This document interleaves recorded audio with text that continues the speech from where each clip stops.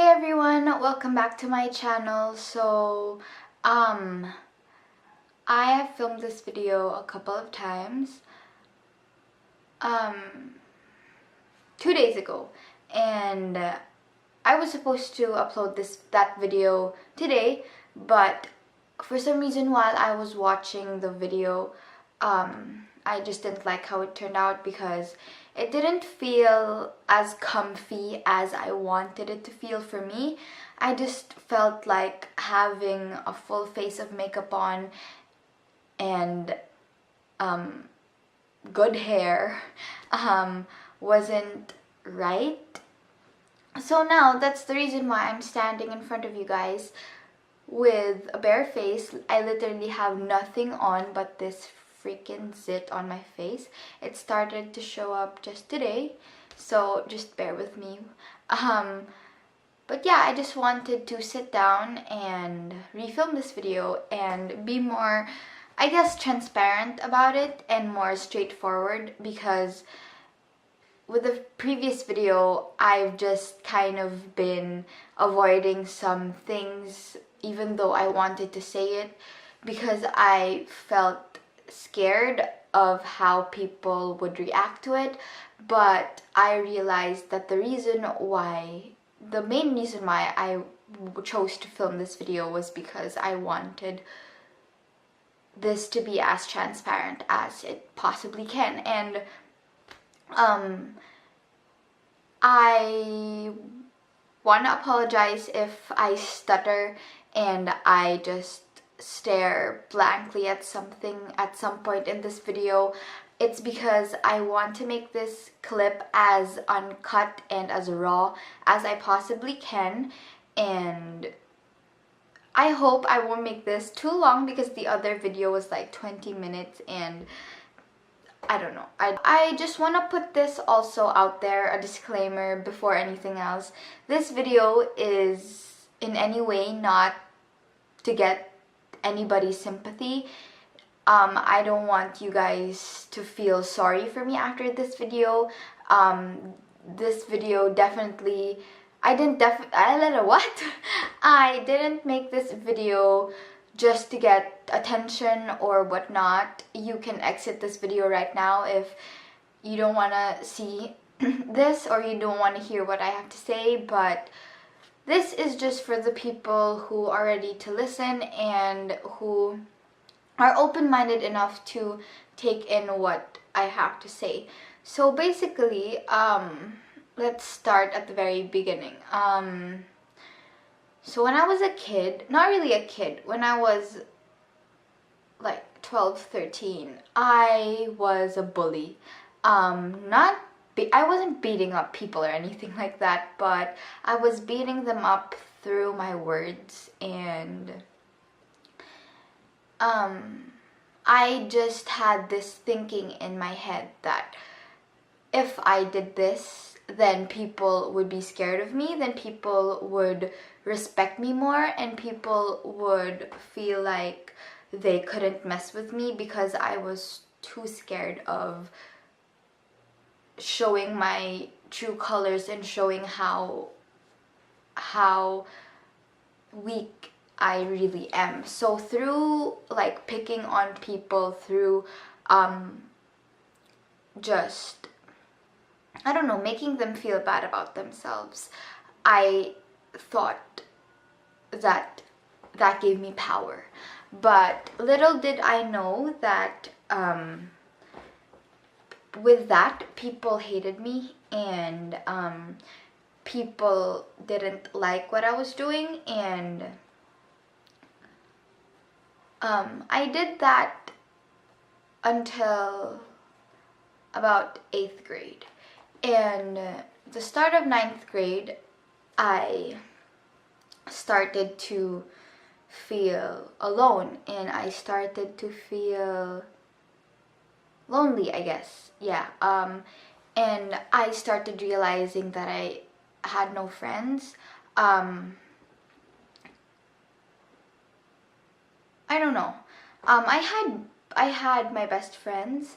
At that time, we were supposed to be 5 in the group, and 2 of two of my best friends had to leave. One was for the States and one had to transfer schools. So the three of us left in the group.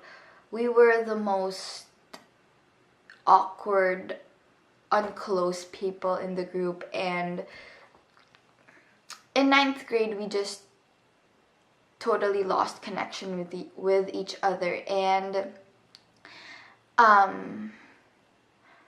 yeah, they were out of my life for a couple of months. And I thought I had friends within my classmates. I thought that my classmates liked me. I thought that my group of friends in my class liked me. But I knew at the back of my head that they didn't. But there was something inside of me that just wanted to keep pushing myself to them. I wanted to prove something to them, and I wanted to just basically fit in. And most of ninth grade, I spent most of my ninth grade fitting in and trying to just make people like me. And that was very unhealthy, and that was very toxic for me. And it came to a point where I just really wasn't happy anymore. I was kind of in the point where I told myself that, that I had no friends, that I was alone, blah, blah, blah. I was going through a very, very tough time in my life. And I just had no one to share it with, because basically I didn't have friends. And and I constantly felt left out. I constantly felt like people were doing that on purpose, leaving me out on purpose, and I can't blame them because I was a B word before. And yeah, but throughout my ninth grade, I started to realize a lot of things. I started to realize that it's okay not to be okay. I told myself that constantly. It's okay not to be okay, because you can't always be on top of your game all the time. You have to spend time feeling this way in order to learn something new and in order to be stronger as a person.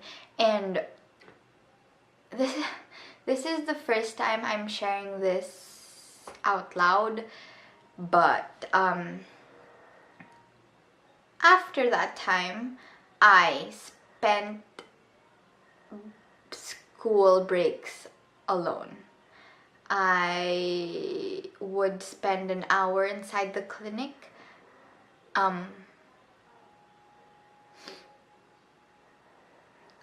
During lunch, instead of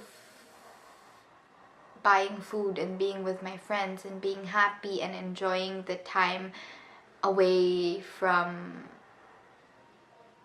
all of the stress, I had no friends to run to. So what I did was every lunchtime I would go down to the clinic and I would ask the nurse if I could spend my lunch there, and I would sleep. And after that, I would pretend like nothing happened. I would go back to class, and it was the same cycle almost every day. And no one knew that about me. No one knew that I was spending lunch alone, because I didn't want them to know. Because I didn't want anybody seeing me weak. I didn't want anybody seeing me vulnerable, because I believed that if they saw me like that, then they'd find a reason to attack me and to get me back for everything that I did. And I just did not want that at all. But then I started to realize that it's okay to be alone. It's normal in life. You can't always have someone beside you all the time, 24/7. There will be times when you really have to face the world alone. So after that clinic phase in my life, I started to go down to the canteen alone, and I didn't care who saw me alone. I would buy lunch, and then I would go up to my classroom and eat there alone. And that was a big step in my life. And then slowly I started to realize that everything was okay, that I was okay. And yeah, that's when I started to grow as a person. That's when I started to realize that I can be independent and nothing's wrong with that. I can experience being alone and still be okay and still be strong about it. And that's when I learned how to be a strong and independent woman. And one thing that helped me throughout my whole phase was that I constantly prayed a lot. I constantly just poured everything out to God. When I got home, I told him about I told him about how my day went, since I had nobody to tell that to. Basically, I just went home and talked to him about everything that happened. And I would cry if I had to, and I wouldn't feel stupid about it because someone up there was listening to me. And I didn't really expect anything in return. Like, I didn't expect him to shower me with this and that because I was going through what I was going through. That wasn't the case. I was simply just pouring it all out to him because I had no one. And no, I didn't have no one. I had him. And yeah, that was great. So thinking about it now, I didn't go through a hard time for nothing. Because of that, I learned how to be independent. Because of that, I learned how to be strong. Because of that, I learned how to manage myself. I learned how, especially, to be a lot closer to God. And sorry, let me just adjust this a little bit.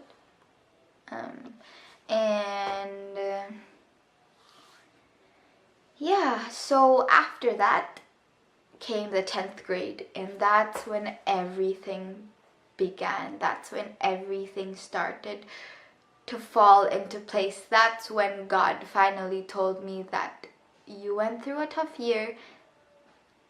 This is my reward. Thinking about how everything was so perfect makes me so emotional, because it makes me realize how God really waits for the perfect timing. And it's just really amazing how everything, I can't stress that enough, how everything started to fall into place. My best friends, we started communicating with each other again, and that's the year when we realized that we really needed each other, and how no matter what, literally no matter what, we were there for each other. And we grew as best friends, and until now I can say that we are inseparable, we are unbreakable, and as cheesy as it may sound, we're the bestest of friends.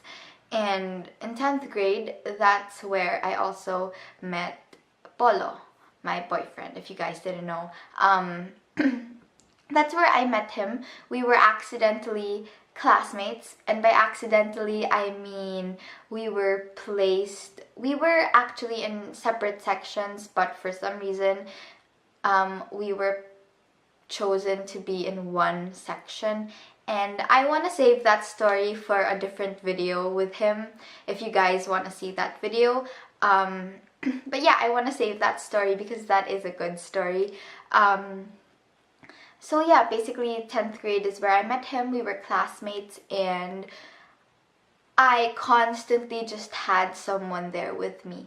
Because of that, not a day in my life I felt alone. Because of him,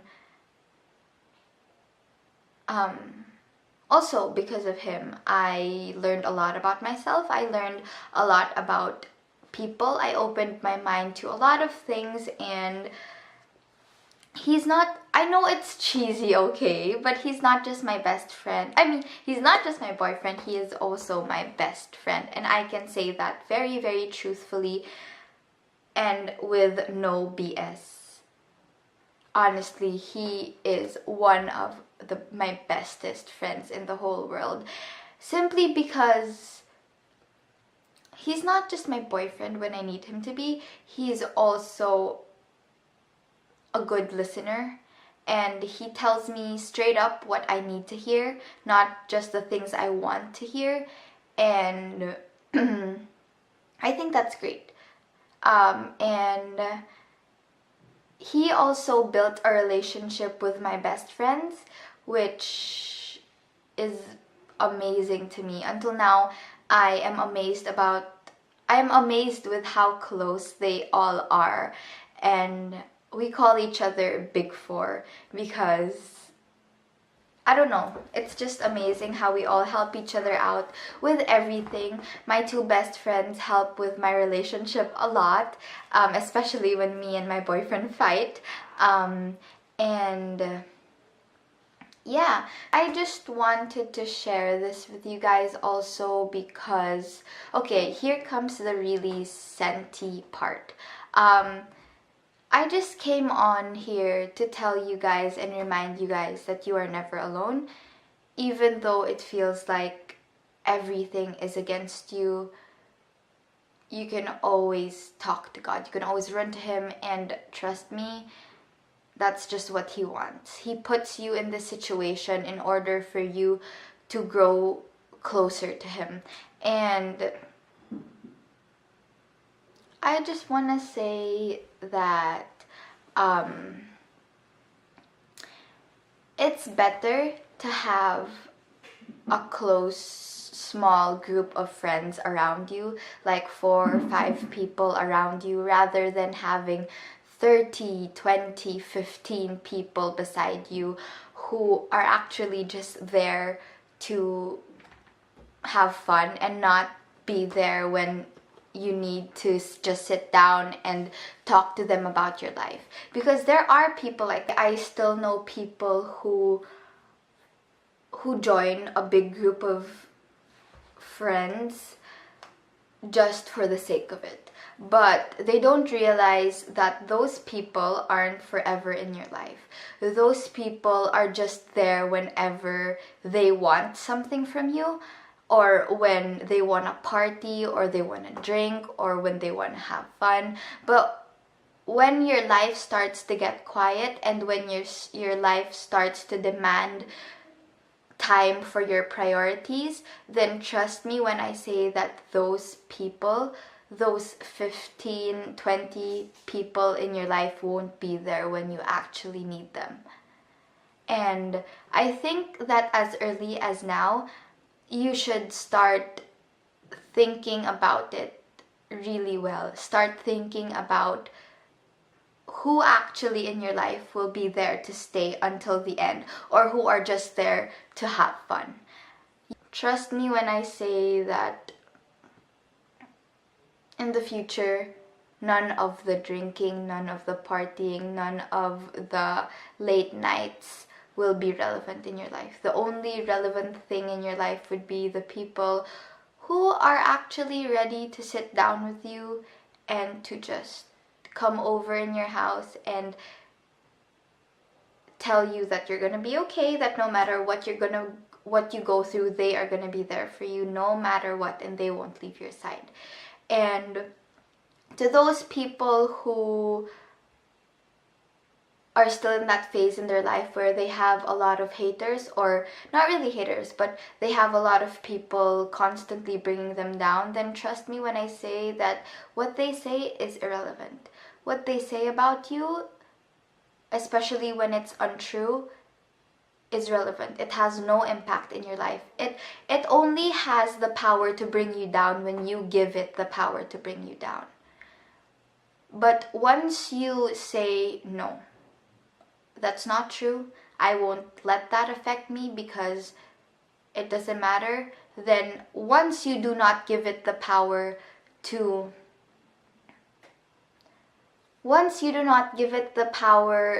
bring you down, then it won't. And if you are going through a tough time in your life, trust me when I say that the only person you need to run to is God. Because God does not give you challenges to harm you, but He gives you challenges to prosper you in your life. And I think that building a connection and a relationship with God is very important, and just keep this in your head that God is not making me go through this thing because He wants to harm me, but because He wants me to prosper in life, and He wants me to realize this and that, and He wants me to learn for myself in order to be a better version of myself. Change is inevitable, and you are in no way obligated to stay the same person you were 3-4 years ago, or even 6 months ago, or even yesterday. If you decide to change, especially for the better, then go ahead. You shouldn't let anybody stop you from changing for yourself, changing for the better. Honestly, you just have to keep that in your head, that you are not obligated to be the same person you were. And if you want to change for yourself, if you want to change for the better, then go ahead. Do not let anybody get in your way, because you are going to be in the road to a better place. Whatever you're going through, you can do it. Whether it would take you a day, a week, a month, a year to recover from your situation, trust me, it's all gonna pay off. The time you spend making yourself okay, the time you spend making yourself happy will be worth it, because what will come for you will be a lot better than what it was before.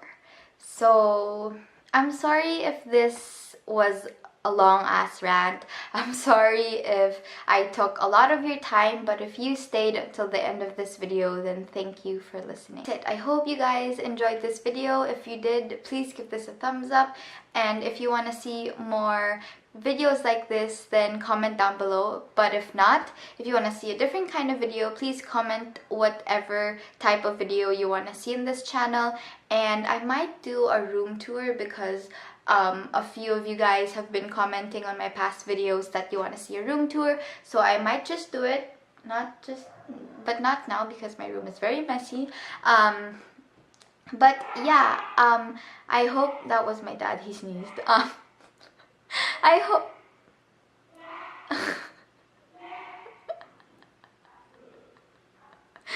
okay, I hope you guys enjoyed. I hope you guys enjoyed, and I will see you in my next video. Bye bye.